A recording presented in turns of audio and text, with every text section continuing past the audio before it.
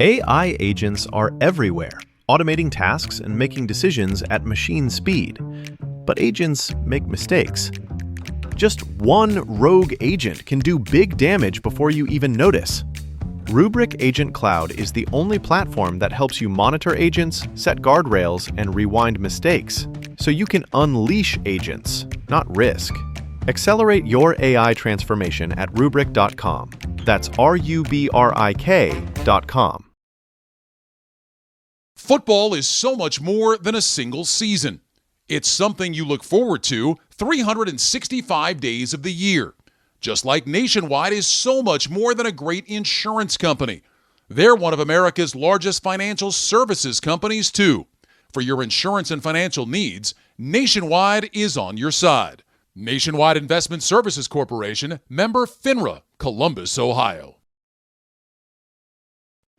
Oh my, listen to these 5-star reviews. I can't believe I got my order so fast. Easiest exchange ever. Loyal customer for life. In the last 2 months, our reviews are better than ever.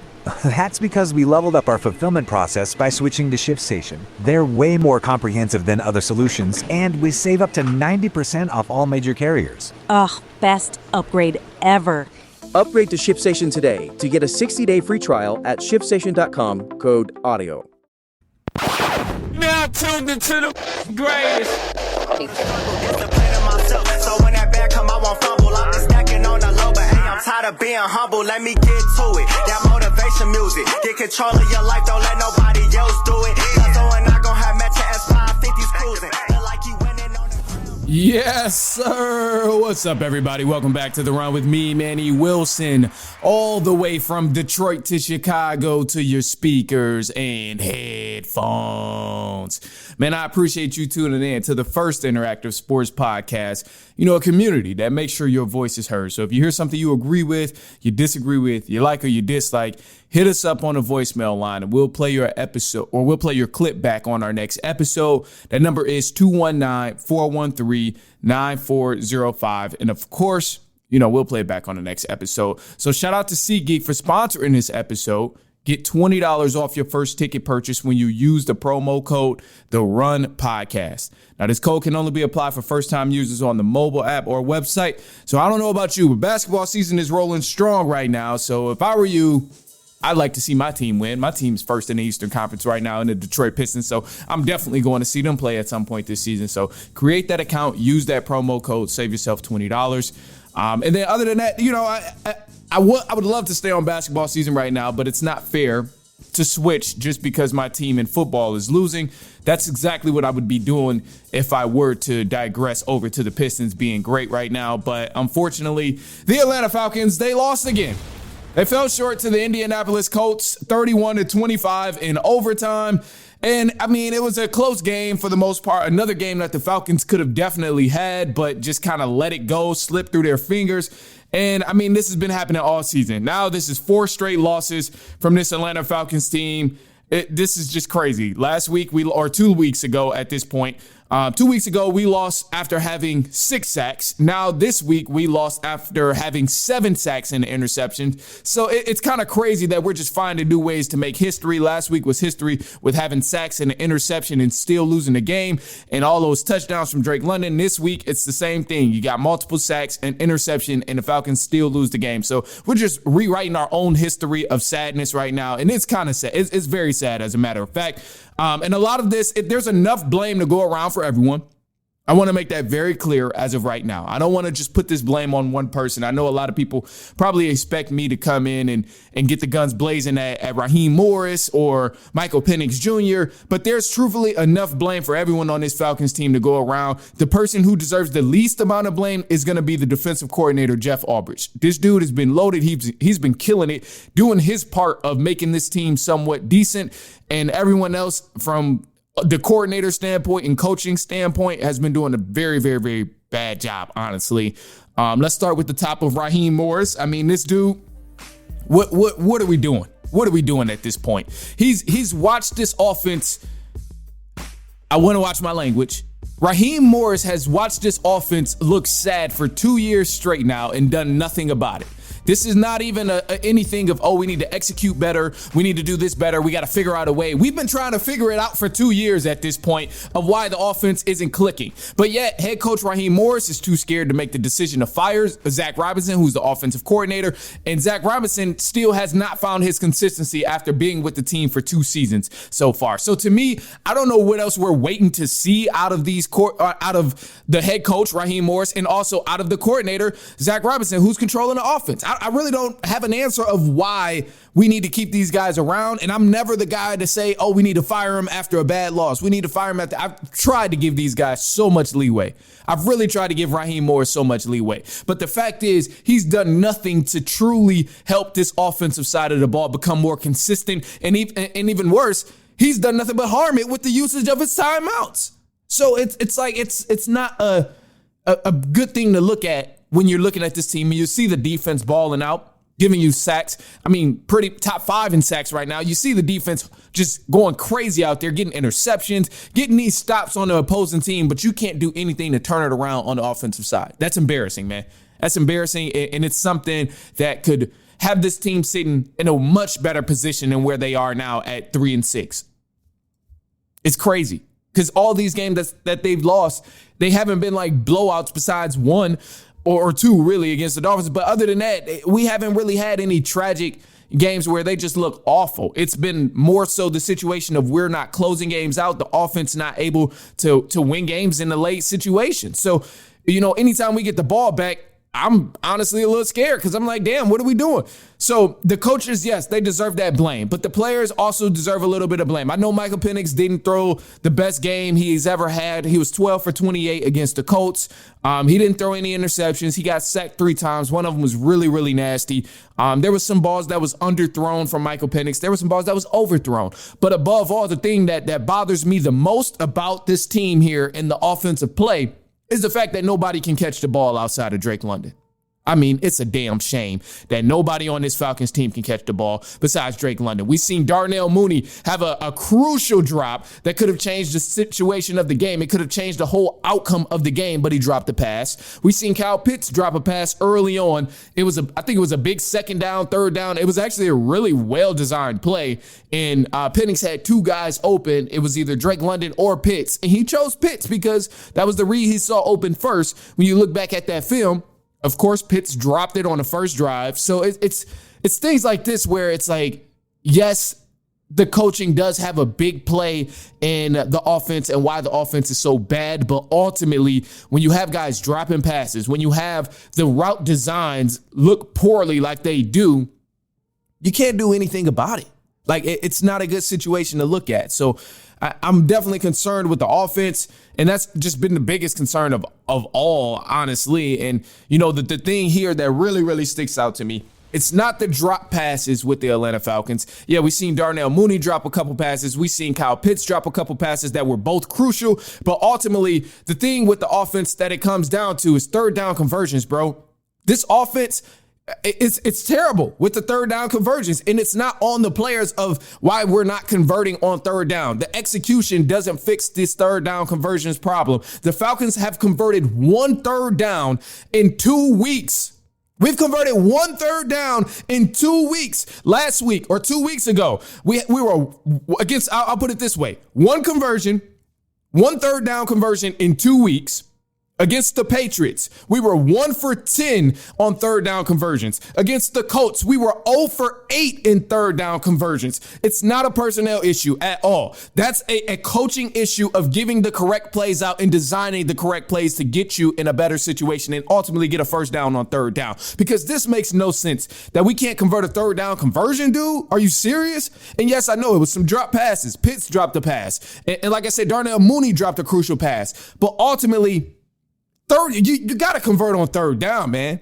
I know the 3rd down conversions is easier to convert when you're 3rd and 2 and 3rd and 3. But 3rd and 8, you got to have something in a bag where you can pull out and it can be something that's going to work and get you a 1st down. But ultimately, we don't see that type of creativity from the offense. As I went back and watched film, I looked at maybe about 8 plays out of the whole game where I was like, okay, this was a great, well-designed play.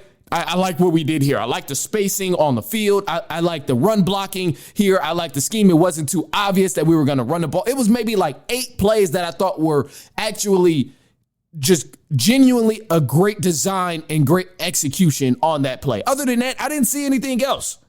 Like everything else was like kind of shaky, or it was like, okay, we caught the defense slipping here, or maybe it was even like, all right, we just beat them on that play. Everyone on our side of the offense just happened to beat the defense and make up for the poor design or the poor giveaway that we were going to keep the ball on the ground. So some of these things just didn't make sense, man. And on the offensive side, that's just so disappointing, man. You can't be a good football team offensively if you convert 1 third down conversion in 2 weeks. It's a damn shame. 1 for 10 against the Patriots and 0 for 8 against the Colts. That's not a personnel issue. That's a coaching issue. And I'll die on that hill of that being a coaching issue on an offensive coordinator. And even the head coach, because that don't make no damn sense that you can look at your team fail to convert on 3rd down and you do nothing about it. Doesn't make sense at all. I witnessed there was 3 coaches, I think it was.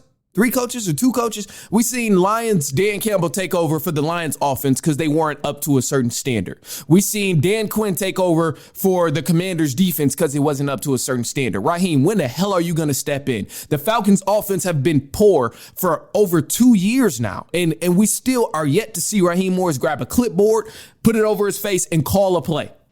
And I don't think he can. At this point, I genuinely don't think he can. He has history of being a defensive coordinator and calling great defensive plays, but offensively, I don't think he can really cook up. And that's why we haven't seen this offense change over the past 2 years. So it's a damn shame here. Other than that, man, look, the defense, I have nothing really bad to say about the defense, but I would be silly to just exclude them from the conversation of being blamed here. 7 sacks, 1 interception. This defense, man, they get to it, man. This defense really does get to it. The only thing that needs to work out is really just the run defense from this Falcons defense. Passing wise, they're still first in passing yards allowed, which is lovely to see for the Falcons. They're top 5 in sacks on the defensive end for the Falcons. And I never thought I'd see the day of this, but clearly we had to sacrifice our offense to be able to see a good defense at some point, which is weird. But I think ultimately the Falcons definitely got to focus a little bit more on the run defense. I know there's some injuries going on with our linebackers. We don't have Diablo, and Diablo is crucial to this defense, especially when stopping the run. And also, too, I think getting a true nose tackle will be a huge help down the line, but it's nothing that's extremely urgent. Ultimately, this defense is still doing a pretty good job. And the thing I'm most proud of is they held obviously, we know JT had a crazy game. He just, JT rushed for over 200 yards on us, which was nuts. But the thing that I am most proud of with this defense is they held a top score. They held the highest scoring offense in the NFL to only 23 points. Like initially, overtime, obviously they ended up getting 31, but above or 24 points, whatever it was, they held them under 25 points, and that was impressive for going against the number 1 offense in the NFL, that you keep them under 25 points in regulation and you ultimately only lose the game in overtime. Like I'm impressed with the defense that they were able to do that. And it was a lot closer than what I expected. And for those who are crying about these 1st round picks, I know every week the Falcons lose. Oh my gosh, dog, get the hell out of here with this, man. So it's only right I address this before we go into the film.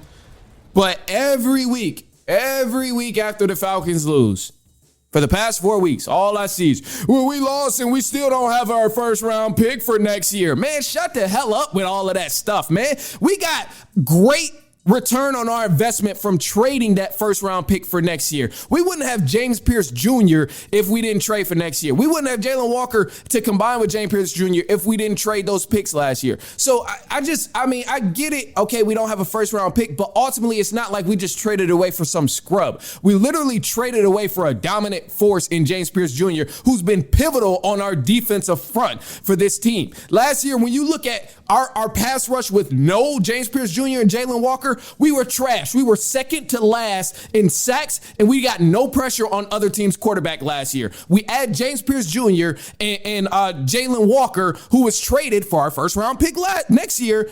Now we're top 5 in sacks and we generate crazy amounts of pressure on other teams' quarterback. So this ultimately helped our pass rush, as you see, obviously, from the numbers, but ultimately it helped our defensive backs from being able to not cover for 30 seconds in the backfield, in the secondary. Like it's crazy because last year, we were also bottom half in yards allowed. Now we're first in passing yards allowed through the first 11 weeks of football. And a lot of that comes because we have a solid pass rush in Jalen Walker and our first round pick from next year, who we drafted this year, James Pierce Jr. So I get all the crying and stuff about it, but dog, we got a great return on that draft pick that we traded. So I know theoretically it sounds bad. We don't have our draft pick next year, but ultimately look how we've turned around this defense from trading that first round pick for next year. We grabbed James Pierce Jr., who's a huge help. We also grabbed Billy Bowman, who's a great help in the secondary. And we also grabbed Xavier Watts, who's a great help in the secondary. So I understand, a lot of people are upset about these picks that we traded, but we got such a great return on our investment, man. Second to last in sacks to top 5 in sacks. That's a huge jump. You don't see that type of jump in a year. Bottom half of passing yards allowed to number 1 in passing yards allowed in the secondary. Are you kidding me? This is a huge return on our investment. So continue to cry on about the first round pick, but ultimately I don't give a damn about that first round pick because we did such a great thing of turning around the defensive front and the entire defense. You can have it. You can have it. It was a good trade. Now Rams got our pick and that's cool. But ultimately, we did not lose in this trade because we got such a great return from who we drafted in this draft. And regardless of what you say, this draft class that's coming up now is nowhere near as elite as the one from last year. So I'm content with that. And last year, they had a crazy amount of good pass rushers. They had a crazy amount it was just a defensive draft. And for a team that needed a defense like the Atlanta Falcons, and clearly it worked out for us so far, man, I could never be mad at that trade of not having a first round pick last year. Man, shut the hell up with that stuff, man. That is soft. That's just baby stuff. That stuff you're looking at the surface of it and you don't really see the deeper context of how it's helping this team out. It's soft, man. It's soft. So I don't want to hear nothing else about, we traded our first round pick. Like, who cares, bro? We got the number 1 pass in defense right now. We're top 5 in sacks, and we ain't never seen that in Atlanta so far. So, man, just who cares about that stuff, man? It's ridiculous. It's ridiculous, man. I can't believe it. And I don't want to pull up some stuff too. Now I want to pull up some of the film because you guys talk about James Pierce Jr., Jalen Walker. These are the guys who we got for our return on our investment. This is who we received. And in terms of bringing in new guys for trading this draft pick. So I know I'm going a little bit overtime and I'm going to try and speed up as fast as I can because I'm already on a time crunch my damn self. So we'll see how it goes. But anyway, so here's some of the film. And I just want to start with showing some of y'all where our first round pick for next year. Nationwide is so much more than a great insurance company. They're one of America's largest financial services companies. Like how I'm more than just Peyton Manning. I'm also motivating Manning. When I say insurance, you say financial services. Insurance. Financial services. Insurance. Financial services. Now when I say Nationwide, you say is both. Nationwide. Is both. Nationwide. Is both. For your insurance and financial needs, Nationwide is on your side. Nationwide Investment Services Corporation, member FINRA, Columbus, Ohio. This episode is brought to you by Progressive Insurance. Fiscally responsible, financial geniuses, monetary magicians. These are things people say about drivers who switch their car insurance to Progressive and save hundreds. Because Progressive offers discounts for paying in full, owning a home, and more. Plus, you can count on their great customer service to help you when you need it. So your dollar goes a long way. Visit Progressive.com to see if you could save on car insurance. Progressive Casualty Insurance Company and Affiliates. Potential savings will vary. Not available in all states or situations. Oh, hey, Mike, we just got another 5-star review. I can't believe I got my order so fast. Oh, nice. Oh, here's another one. Easiest exchange ever. Loyal customer for life. Now that's what I'm talking about, boss. Mike, we've gotten more rave reviews in the last 2 months than we ever have. What are we doing differently? Well, our order fulfillment needed an upgrade, so I've been trying out ShipStation with their 60-day free trial. Well, with reviews like these, I'm sold.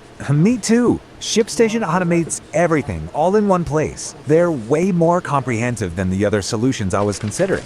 Oh, look at this. Our spend went down too. Oh, that's because ShipStation's rate browser compares over 200 carriers to ensure we get the best rates, up to 90% off. Nice work. We needed this upgrade with how fast we're growing. Upgrade to ShipStation today and get a 60-day free trial with unlimited access to all features at ShipStation.com with code AUDIO. I just want to show y'all that, and like it's a really quick clip. It's nothing super long. And hold on, let me screen share it really quick. But this is just, I think it's just last week, bro. This is just 1 week of watching James Pierce Jr. against the Colts. Like, yet along everything else he did throughout the course of the season and the pressure he's bringing throughout the course of the season. Like, come on, man. This type of stuff is, you can't make this type of stuff up, man. You really can't. You really can't. Just look at some of these plays that we seen and we witnessed from James Pierce Jr. And I'm going to try and play it in slow-mo too. So this one here was just straight shot. And for those who are listening to the pod version, I'm sorry. You got to just happen to go back in on YouTube. I'm sorry. You're going to have to just look in and see some of the plays. I'm going to try my best to describe it, but you just got to look at some of the plays. All right, boom. Straight shot to the quarterback here. James Pierce Jr. just blasting Daniel Jones. Straight to him. Forces the fumble. Scooped up by our other first-round pick in Jalen Walker. And now that's a turnover. These sort of things weren't happening last year when we talk about pass rush. We didn't get sacks last year. We struggled. Now we're getting them left and right. 7 sacks in one game, 6 sacks in the previous game before that. Like, come on, man. This is 4 sacks, correction. 4 sacks it was in the previous game before this. But come on, man. Like, we weren't doing this. You want to see where our first round pick from last year went? It's right here. James Pierce Jr. right there on the edge. Go get him. Hot pursuit to Daniel Jones, forcing a fumble. Just classic way to knock the ball out as you wrap up the quarterback. I love it. I love it. You look at another thing here. Boom. James Pierce Jr. coming off the edge, working this left tackle. Gets to Daniel Jones, bringing pressure. We did not see these sort of things last year on our pass rush. It just did not happen. James Pierce Jr. getting straight through the left tackle and bringing pressure on Daniel Jones. That's where our first round pick from next year went. Another example, James Pierce Jr. coming off the edge, fakes the rush, steps back, drops back into coverage. Clearly has a good, man, this was an easy route. It looks like the receiver had an option to keep going or stop. And James Pierce Jr. is clearly being effective on defense. Just being effective. Look at this. Come here, crashes down on this right tackle, just bullies him. Makes his way all the way in and forces Daniel Jones to go inside. That's ultimately what we were missing last year. You're wondering where our first round pick went. It went right here to this guy right here, James Pierce Jr. So to me, you can keep that first round pick for next year. We're not getting this in this current draft that's coming up. We wouldn't have never got something like this. Look at that. James Pierce Jr. just bullies the right tackle. Daniel Jones has no other option but to move forward, sets up our nose tackle to get the great sack. Like, come on, man. And then back to this first play, just coming in hot off the edge. Daniel Jones fumble, scooped up by our other first round pick. Like, we weren't doing this last year. In no way we would have been able to get another guy that could do things like this. Just bringing in this sort of pressure, bullying the left tackle. Like, come on, man. We're not doing that. We weren't doing that at all. So, I get it. People are upset about it. But this is something we were missing, like, severely last year. Severely. And then you look at the other play, another situation. You want to know where our first round pick is? You want to know where our first round, why we don't have a first round? You want to continue to cry about a first round pick that the Falcons don't have? Let me show you one more thing. Let me show you another thing here, because you want to see where our first round pick went. I'll show you. I'll gladly show you exactly where our first round pick went. Last week, right here. He's over here. We got another first round pick. We had two. So we had 2 first-round picks in this our last year's draft. So we didn't have to choose between the two. We were able to get both pass rushers that we like. So 2026 first-round pick, bye-bye. We got this in return. We got Jalen Walker over here on this left side. I don't know if you can see the mouse or not, but Jalen Walker over here on the left side, James Pierce Jr. on the right side.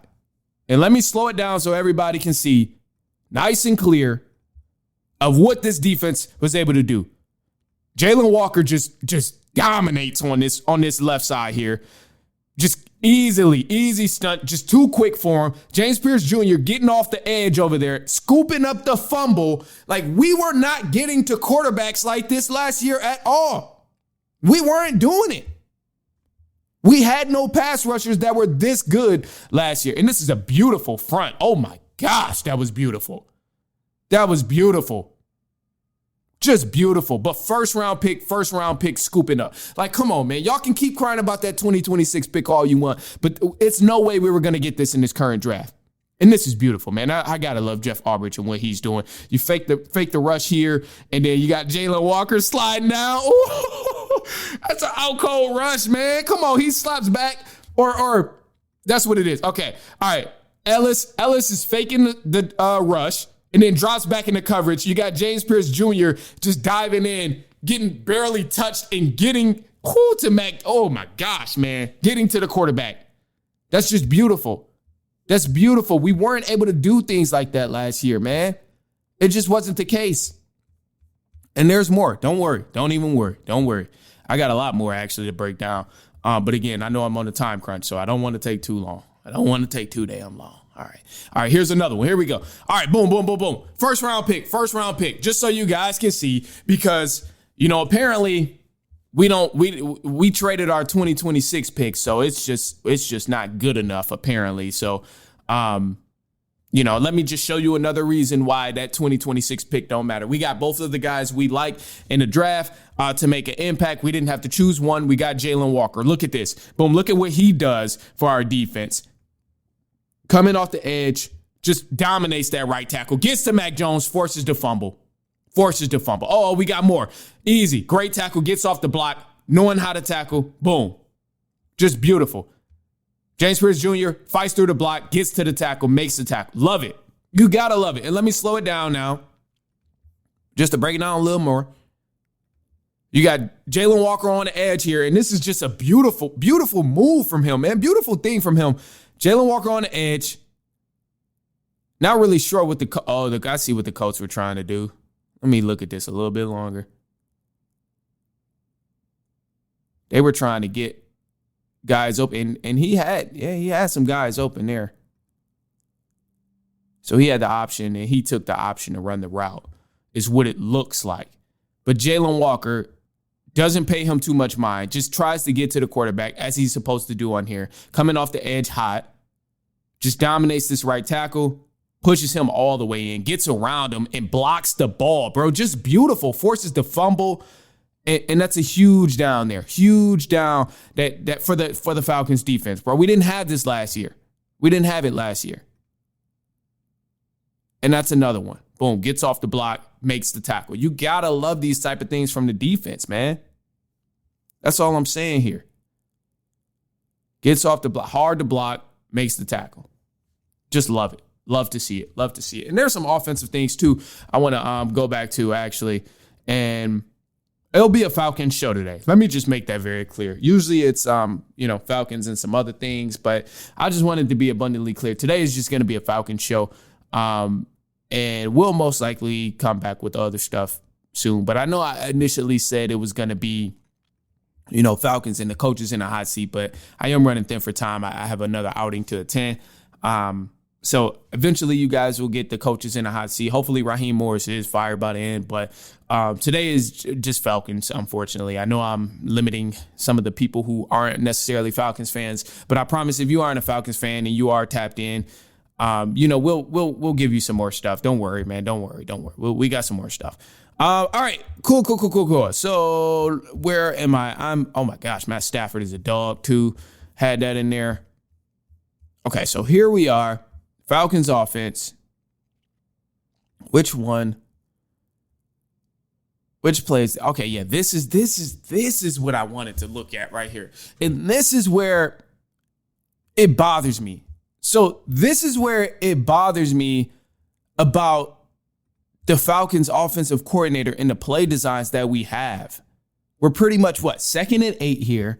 And the play design is just not really hitting on anything it's supposed to hit on. When you look at this play, the design from it is not that good. So I just want to play the play first so you can see it. Boom, here. Doesn't really have an option to throw. He leaks out the pocket. Good job by Michael Penix, just really avoiding the sack and throw it away. Not really upset about that. And here's another angle for it. Some people might say Drake London, but don't worry, I'll attend to that in just a moment.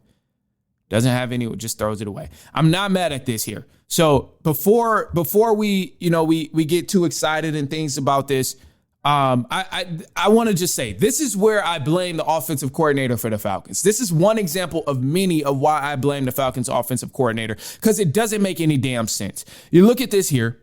Boom. I'm going to play it very slow so we all can see it. All right. Pretty good coverage so far. Look at the O-line. Freeze it. I just want to stop it here. You look at the O-line. They're doing a pretty good job blocking. Nobody's getting through it like crazily or anything. Boom. Left tackle's holding up. Right tackle's holding up. They try a little stunt here to send this guy over the middle. And then we have, looks like Lindstorm. He's doing a good job. But ultimately, Michael Penix gets pushed out of the pocket, which is, valid. But my thing is, why are these routes taking so long to develop? And also, as they're taking so long to develop, nobody is open. Nobody is open in this route. So let's watch it all the way through. O-line gets pretty good protection. Our left tackle does get killed a little bit, pushes in and forces Michael Penix to avoid the sack. But look at this. Penix has nobody to throw it to. Nobody. Some people may say, Drake London was open. Let's look and see how open Drake London was. He was right here. Boom. That's not an open pass. That is not an open pass. I'm sorry. If Penix throws this, that's getting picked off or Drake London is getting blown up. That is not an open pass at all. You have Kyle Pitts right here, but that's not an open pass either. Nor is that his first read, which is why Penix isn't even looking in his direction right now. So let's play it again. First off, Drake London, Kyle Pitts almost run into each other, whatever. Drake London is there. Kyle Pitts is going to sit here. But by the time Kyle Pitts is sitting here, he's already pushed in, and Michael Penix has to run out the pocket because it's not going to be any other successful way for him to make this play. So anyway, all right. So first two options. First read is gone. Drake London is out of there. Kyle Pitts is kind of sitting because he's in some sort of crossing route. You can't throw it to him because that's getting picked off by this defender. He's taking that. Again, and Drake London is a no. You throw this early route to Drake London, he's getting chopped. He's getting picked off. Kyle Pitts is over here. That's getting chopped if he tries to throw that on a run. Say you launch it to the guy in the back. I can't see exactly who that is. Say you launch it to him back here. The safeties in the NFL are way too athletic to not make that play. From that deep, maybe 30 yards out, that safety is easily getting to that ball. If not, the guy who's over here making this play as well. So, the design is just not really the best. Ultimately, if the line could have held up, it would have made somewhat of a little bit of a difference. But above all, I just didn't think this was the best play call for the coverage that the Colts were in right now. It just doesn't look the best. Two high safeties. Dropping back. This is zone coverage. Yeah, zone coverage here from the Colts, and we failed to get to any of the holes in the zone coverage. Not a fan of that. Not a fan of that at all. That looked nasty. And then this was something, oh my gosh, man. This here is disgusting. This is disgusting work. This is disgusting work from the Atlanta Falcons offense. I want that to be known right now. All right, so let's just look at this. This is disgusting work. from the Atlanta Falcons offense. Because it's plays like this where folks blame Michael Penix. It's plays like this where people blame Michael Penix for not doing enough when he had nothing to do in this situation. So we run the motion. Watch number 70. Watch him. Watch. This is our veteran left tackle right here, Jake Matthews. I mean, I don't know what happened right here. I don't know, but just watch him. This is very unusual for him, but just watch him. And people blame Michael Penix for situations like this, but watch our left tackle number 70. Let's see what he does here on this play. So we send a guy in motion. Boom, we send him in motion. He's here. The ball is snapped, and he doesn't move. He didn't move a single bit. He touches nobody. Penix is fighting for his life, and he touches nobody. What are we doing? But yet Penix still evades the sack and just somewhat gets out the pocket. But yet people will blame Michael Penix for this. People blame Michael Penix for this when you got guys, linemen, not even moving at the ball of the snap. People blame Michael Penix for things like this when you got linemen that's not even moving when the ball is snapped.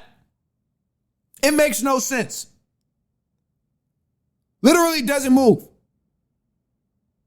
Penix is doomed from the start of this play. Literally from the start of this play, he's doomed.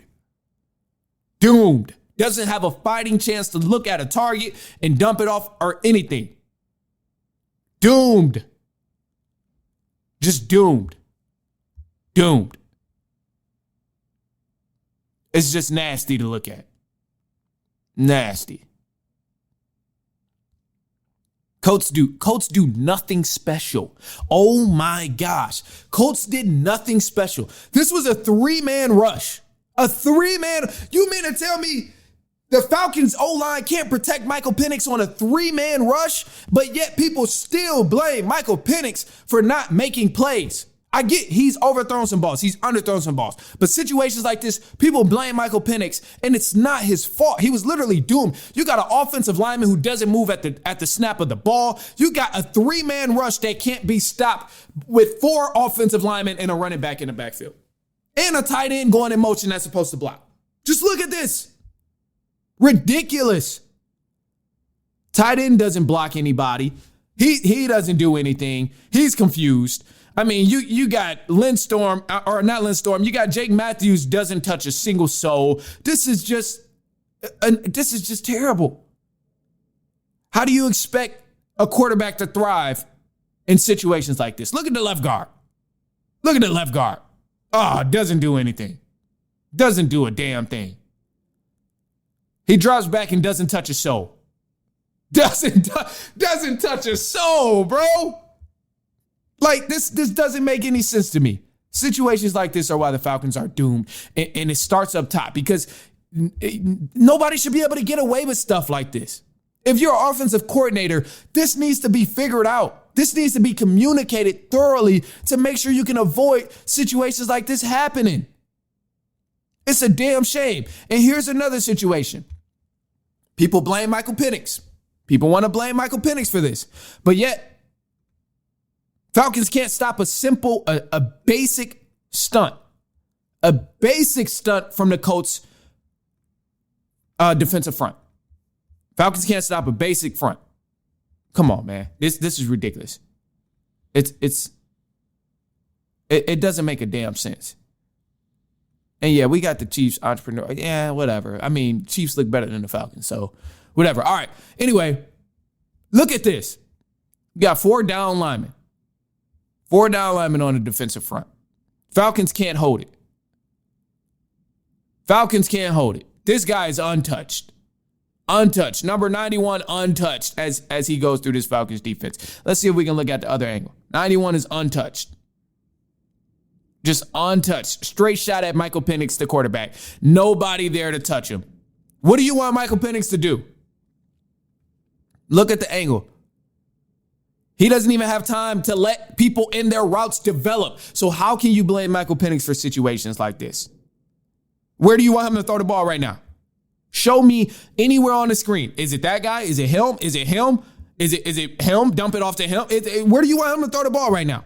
Please tell me. And meanwhile, he has a defender dead in front of his face. So you tell me where he can throw the ball in this situation where you want to blame Michael Penix. You can't blame Michael Penix for every little thing that's happening in this Atlanta Falcons offense. This is not his fault, but yet we find people trying to blame him in this situation. This defender goes untouched as he has this simple front on the defense. He just bounces over the center. That's it. And we can't even stop him. Straight shot to the quarterback. A damn shame, man. Damn shame. Situations like this, the Falcons just continue to stink it up. Oh, I love this angle. Let's see it. Boom. Look at that. I love this angle. This guy here, just untouched. Boom. Straight to Michael Penix. Boom. What do you want him to do? What do you want him to do? There's nobody open. He can't get it to anybody in this amount of time. Nobody open. No, who is he going to throw the ball to when this defender is dead in his face? Clearly, it looks like some sort of man coverage there for the Colts on this possession. What do you want him to do? He was doomed from the start. Just doomed from the start. What else did I have here? Man, this Falcons offense, I could really go on and on all damn day about this Falcons offense. But ultimately, like, it's just crazy, man, because there's change that needs to happen, like, very, very bad for this defense on the Falcons, and they're not doing anything to make it better. So it is painful. It's very painful to watch. Again, man, for anyone who was listening on a pod, I really do appreciate you tuning in to the pod. I promise I'll get some more stuff on the updates for coaches who are in a hot seat and things like that. But today was a Falcons podcast, and we're breaking down a lot of film. The only other thing I should say, I ain't even doing it, man. This was all right. So I was on vacation over the weekend, and I was hoping the Falcons won, so I had to go back and watch this game. It was just painfully to watch, because I was on a plane to watch the live action version of it. So I had to go back, and I was watching, the full game. Watch the full game on NFL Plus. I think it's a very helpful thing that I have that now. But NFL Plus, watched the whole game, looked at some of the film, looked at the plays, things like that, and it was just rough, man. It was rough to watch. And no way did I anticipate coming back from vacation and talking about the Falcons in this way. Like, it was different, because we could have won this game. A lot of situations where we could have won. But ultimately, man, look, that's all I have for you guys today. So I do appreciate you. If you've been kicking it, you've been hanging with us the whole time, man. And, you stuck in the chat, you stuck through the pod, whether it's the long version or not. And I do appreciate you guys for staying with me the whole time. And I promise I got the rest of the news and coaches in the hot seat and all that stuff. We'll revisit that stuff. That stuff, don't even worry about it. We're going to revisit it if you're not a Falcons fan. But today I had to touch on the Falcons, man. 4 straight losses. Just defense is out here killing it, but the offense can't provide a single thing for this Falcons team, and yet no changes are being made about it. All we're being told as Falcons fans is we got to execute better. We got to make things happen. We gotta find a way. We gotta find a way. Raheem, we've been trying to find a way for 2 years now, and we still ain't found no damn way of how we can get this offense rolling. Our defense has overcome multiple challenges. Our defense has looked better throughout the course of the season, but yet we still just ain't found a way. Like you've been telling us, we ain't found a way. So it's mad annoying from there, but ultimately, that's all we got, man. Look, I'm gonna leave y'all with this here on a positive note. The positive note is just gonna be keep on moving, man. Keep breathing. Keep breathing. No matter how tough things get, keep breathing. And there's some sort of bright side to any story, no matter how bad the situation is. So other than that, that's all I got for you. I greatly appreciate you for tuning in, listening to the episode. Send this to a cousin, a brother, uncle, niece, nephew, coworker, friend, family member, anyone you know who enjoys sports. I promise you, they will enjoy. So, or worst case, they just won't listen. Who cares? Other than that, man, that's all I got for you. So I greatly appreciate you for tuning in. And we'll be back later on this week, actually. And so on and so on and so on.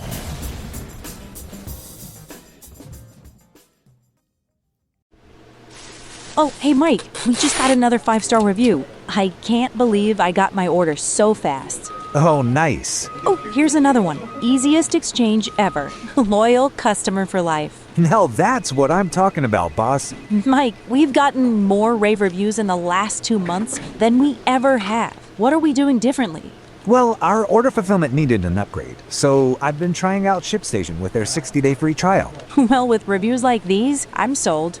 Me too. ShipStation automates everything all in one place. They're way more comprehensive than the other solutions I was considering. Oh, look at this. Our spend went down too. Oh, that's because ShipStation's rate browser compares over 200 carriers to ensure we get the best rates up to 90% off. Nice work. We needed this upgrade with how fast we're growing. Upgrade to ShipStation today and get a 60-day free trial with unlimited access to all features at ShipStation.com with code AUDIO.